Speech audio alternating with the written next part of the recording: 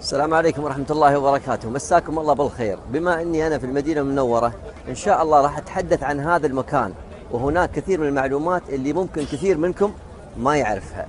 خلونا نبدأ. طيبة الخير يجينا في السماء والله حيا طيبة بالروح تنادينا والله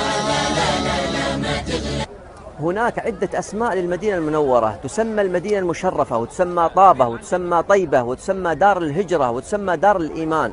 وقبل مجيء النبي صلى الله عليه وسلم إليها كانت تسمى يثرب.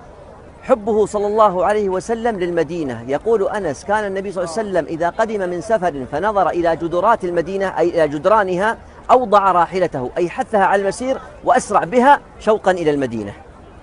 لمن لا يعرف المدينة، فيها من البركة ما الله به عليم، فيها بركة في الملبس وفي المطعم وفي المسكن، حتى أهل المدينة فيهم البركة. النبي صلى الله عليه وسلم قال: اللهم اجعل بالمدينة ضعفي ما جعلت بمكة من البركة.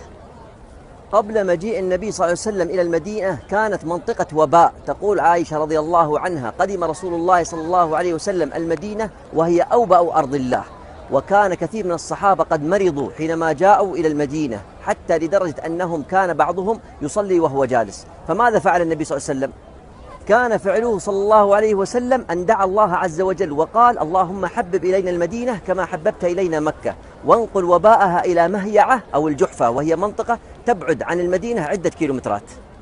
ثم بعد ذلك قال النبي صلى الله عليه وسلم: رأيت امرأة سوداء ثائرة الرأس قد خرجت من المدينة ونزلت مهيعة، فتأولتها أن الوباء قد انتقل إلى مهيعة أو الجحفة، وهما اسمان لمدينة واحدة. أيضا هذه المدينة يحرسها الله عز وجل ويحفظها من الدجال ومن الطاعون. يقول النبي صلى الله عليه وسلم: يأتي الدجال المدينة فيجد الملائكة يحرسونها فلا يقربها ولا يقربها الطاعون إن شاء الله. ويقول النبي صلى الله عليه وسلم: من استطاع منكم أن يمت في المدينة فليفعل، فإني أشهد لمن مات بها. أنا الآن في مقبرة البقيع، يوجد في هذه المقبرة أكثر من 10,000 صحابي دفنوا هنا، منهم عثمان بن عفان رضي الله عنه، وسيدنا الحسن بن علي بن أبي طالب، وجدي زين العابدين علي بن الحسين، وفاطمة الزهراء وغيرهم. ويكفي أن النبي صلى الله عليه وسلم قد استغفر لأهل البقيع. جاء في الحديث الصحيح أن النبي صلى الله عليه وسلم قال لعائشة: إن جبريل نزل علي وقال لي إن الله يأمرك أو ربك يأمرك أن تأتي لأهل البقيع وتستغفر لهم. جاء في الحديث أن النبي صلى الله عليه وسلم قال: إن الإيمان ليأرز إلى المدينة كما تأرز الحية إلى جحرها. الحية أي الأفعى، إذا شعرت بالخطر تجدها سرعان ما ترجع إلى الجحر لتشعر بالأمان. كذلك الإنسان إن أراد أن يشعر بالأمان والإيمان والروحانية فعليه بالمدينة. يا حظكم يا أهل المدينة.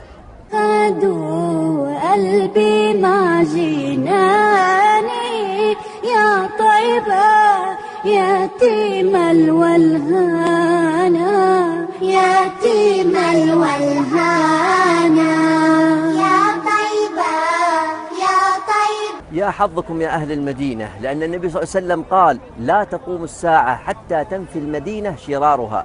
يعني أي شخص فيه شر وما فيه خير ما راح تقوم الساعة ويكون هو متواجد في هذه المدينة الطيبة.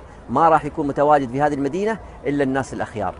يا حظكم يا أهل المدينة. النبي صلى الله عليه وسلم قال: اللهم من ظلم أهل المدينة وأخافهم فأخفه، وعليه لعنة الله والملائكة والناس أجمعين. لا يقبل الله عز وجل منهم صرف ولا عدل. الصرف هي الفريضة والعدل هي النافلة، يعني لو فعل الفرائض والنوافل الله عز وجل ما يقبلها منه ويلعنه لأنه أخاف أهل المدينة.